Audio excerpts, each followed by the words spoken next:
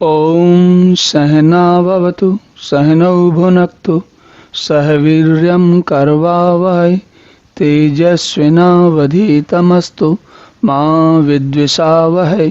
ओम शांति शांति शांति। हरि ओम। तो भगवान आगे कहते हैं, अधिभूतम क्षरो भाव पुरुषः च अधिदैवतम अधियज्ञ अहम एव अत्र देहे देह भृतांबर। चलिए अब इसका अर्थ देखते हैं। अधिभूतम क्षरो भाव, तो जो भी जितने भी भूत हैं, भूत मतलब जैसा हमने पहले भी कहा कि जो जन्म लेने और मरने वाले प्राणी हैं वे सभी भूत हैं। तो उत्पत्ति और विनाश धर्म वाले सारे पदार्थ, सारी चीजें अधिभूत हैं। अब हम यहाँ भगवान कह रहे हैं पदार्थ हैं, मतलब पदार्थ का अर्थ है यहाँ पर आप उनको सामान्य भाषा में जीवित प्राणियों को समझिए। ये अलग बात है कि ये जीवित या जो जैसे शिलाएं हैं या जो मिट्टी वगैरह है या बाकी जो जल है, वे जीवित प्राणी नहीं माने जाते, लेकिन वे भी उत्पन्न और समाप्त होते हैं। तो इस प्रक्रिया से देखा जाए तो वे सभी के सभी अधिभूत में सब कुछ आता है। जिसे हम इस जगत में जानते हैं वो सब अधिभूत के नाम से जाना था, जो दिखता है, जो भौतिक है। और हिरण्यमय पुरुष जो है वो अधिदैव है। अधिदैव क्या है? अधिदैव जो है जो सूक्ष्म चीजें हैं।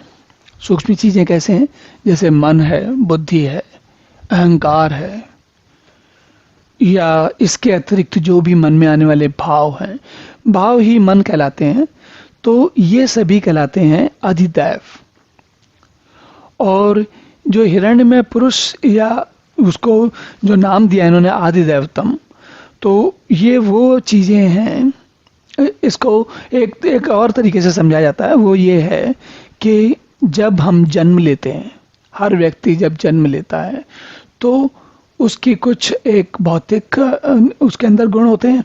जैसे वो एक उसकी जो शरीर की जो बनावट होती है, हाथ पैर कितने लंबे हैं, शरीर स्थूल है, मोटा पतला है, या फिर उसका चेहरा कैसा दिखता है, या फिर उसकी आंखें कैसी दिखती हैं, या फिर उसके जो और बाकी गुण होते हैं ना, जो शारीरिक गुण होते हैं, वो त्वचा कैसी दिखती है, रंग गोरा काला क्या है। तो ये सारी चीजें ये होते हैं भौतिक गुण। इसी प्रकार जो मानसिक गुण होते हैं या जो जिनको हम सूक्ष्म गुण कहते हैं, तो सबकी बुद्धि भी अलग अलग होती है, सबके मन भी अलग अलग होते हैं। सबका अहंकार मतलब जो उनके मन में अपने आप को वे क्या समझते हैं, वो भी भाव अलग अलग होता है। तो ये सारी चीजें क्या आती हैं हिरण्यमय पुरुष या अधिदैव के अंदर। और इसका अधिदैव और सूक्ष्म जो शरीर जो गुण हैं, इनका क्या आपस में एक दूसरे से कनेक्शन है वो हम समझेंगे आगे चल के। लेकिन यहाँ पर सूक्ष्म रूप से ये समझना आवश्यक है कि अधिभूत मतलब भौतिक दिखने वाले, और अधिदैव मतलब सूक्ष्म रूप से जो न दिखने वाले गुण हैं। और उसके बाद आती है असली बात, वो क्या है? हे देहधारियों में श्रेष्ठ अर्जुन, इस शरीर में वासुदेव ही अंतर्यामी रूप से अध्यज्ञ हूं।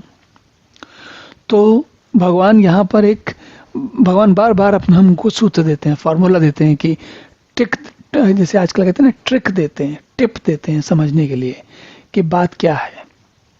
तो वो कहते हैं कि मैं जो है इन सबको, अधिभूत और अधिदैव, इन सबको चलाने वाला अंतर्यामी मतलब जैसे जो अंतर्यामी कहते हैं जो अंदर से चलाए। तो आप ये सोचिए, अब आप ये सोचेंगे सामान्य तौर पे हमारे मन में भाव आता है कि शरीर चलाना तो समझ में आता है, लेकिन थोड़ा सा सूक्ष्म रूप से देखें तो मन बुद्धि को चलाना भी अंतर्यामी ही, भगवान ही हमारे अंदर अंतर्यामी होकर करते हैं। और यहाँ पर ध्यान देने वाली बात यह है कि हमें ऐसा लगता है कि सब कुछ अपने आप चल रहा है, लेकिन जो चलाने वाला है वो कौन है? अधियज्ञ। वही अक्षर ब्रह्म के रूप में भी जाना जाता है, वही परमात्मा भी जाना जाता है।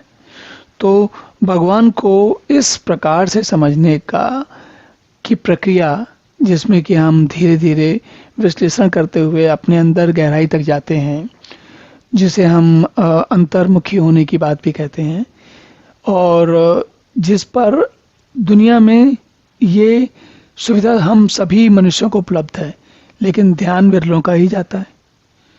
तो इस बात को भी ध्यान रखते हुए कि अब ये समझते हुए कि अधिभूत, अधिदैव और अध्यज्ञ क्या है, चलिए अब अगला श्लोक देखते हैं। ओम पूर्णमदः पूर्णमिदं पूर्णात् पूर्णमुदच्यते पूर्णस्य पूर्णमादाय पूर्णमेवावशिष्यते। ओम शांति शांति शांति।